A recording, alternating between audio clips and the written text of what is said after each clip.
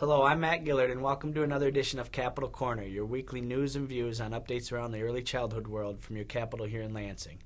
Well, it's been a busy and interesting week here in Lansing as the legislature finalized their work on the fiscal year 2012 budget. They actually got the budget done even before the May 31st deadline that was self-imposed by them and by Governor Snyder early on in the process. This is a remarkable accomplishment. Whether or not you agree with actually the details that are in the budget, it is remarkable that they were able to complete work on it this quickly and get this done. Now, as far as the details of the budget, and especially as they relate to early childhood, it is kind of a mixed bag, fairly positive in most regards, however. On the general fund side, first from a process standpoint, the budgets were all passed or all lumped into two omnibus budget bills. There's one around education funding that has school aid funds, community colleges, and higher education funding in it. Then the rest of the department budgets were put into the general fund omnibus budget bills. And they were both passed on Thursday by the House and the Senate, by the full House and the full Senate, on mostly party line votes. No Democrats voted for either one of the budget bills. A handful of Republicans crossed over and voted against the budget bills with Democrats. But there were enough Republicans in both chambers to pass the bills and send them on to Governor Snyder, who's expected to sign them shortly. He probably will veto a few line items out of the bills, but in large part the funding mechanisms or the funding decisions in the budgets will be supported by the governor, by the administration. From an early childhood standpoint, as I mentioned, it is kind of a mixed bag. On the general fund side, there were some significant cuts to some programs that will have impact on early childhood. First of all, in the Department of Community Health budget, there was not funding specifically included for the MICR, the Child Immunization Registry. There is reportedly an agreement with the department that funding will be continued for this program, for this very important program that registers all the child immunizations in the state, but there's not explicitly listed funding in the budget itself, which is a concern. There was funding added in at the last minute, however, for Nurse-Family Partnership. General fund appropriation of $1.5 million was added into the DCH budget, DCH portion of the budget for Nurse-Family Partnerships.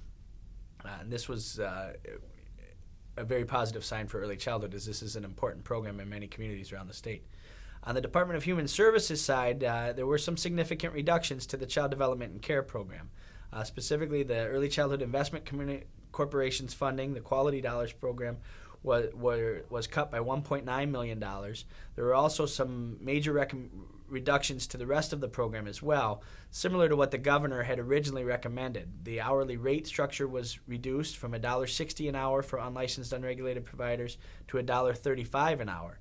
However, those same providers would be eligible for up to $1.85 an hour if they complete additional training. This will see a reduction in about $14 million to the program. There also was further reductions to the program around different areas. The final budget bill did include a $10 million reduction by capping the maximum number of reimbursable hours per case. This further reduces the program as well. So all of these changes taken together are a significant hit to the Child Development and Care program. There are also numerous changes to other programs within the Department of Human Services, some that will have an impact on children. There's a lifetime cap of 48 months for public assistance for welfare. This obviously will have an impact on families that have young children that reach that cap. On the school aid side, on the education side, the news for early childhood was much better. There was actually an increase, a $6 million increase in the Great Start Readiness program, the 4-year-old state-run preschool program. We saw an increase in that by $6 million. This will allow funding for over 1,800 additional slots for 4-year-olds to attend state-run preschool programs. We also saw maintained funding for Great Parents Great Start at $5 million, and the Great Start Collaboratives were cut by $100,000 to $5.9 million, which was still the vast majority of the funding. Last year they were funded at $6 million. So overall, on the school aid side, the funding for early childhood was a very positive sign in this budget.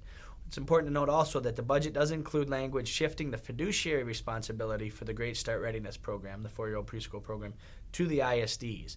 We see this as a positive change, as this will allow the state to have a better handle, I think, on the overall program, and for us to really maximize the use of those dollars in the communities to make sure that they're serving the needs of the local communities around our state-run preschool program.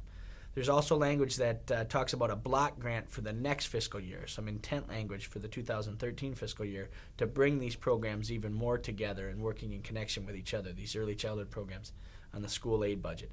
I think this model fits very well with the creation of the Office of Great Start that the governor is anticipating or hoping to issue an executive order around even in the next month or so. That's kind of the highs and lows of the budget agreement to this point for the early childhood community.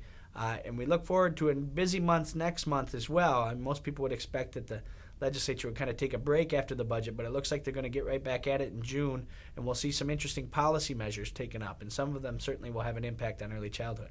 So please tune in again next week for another update in Capitol Corner.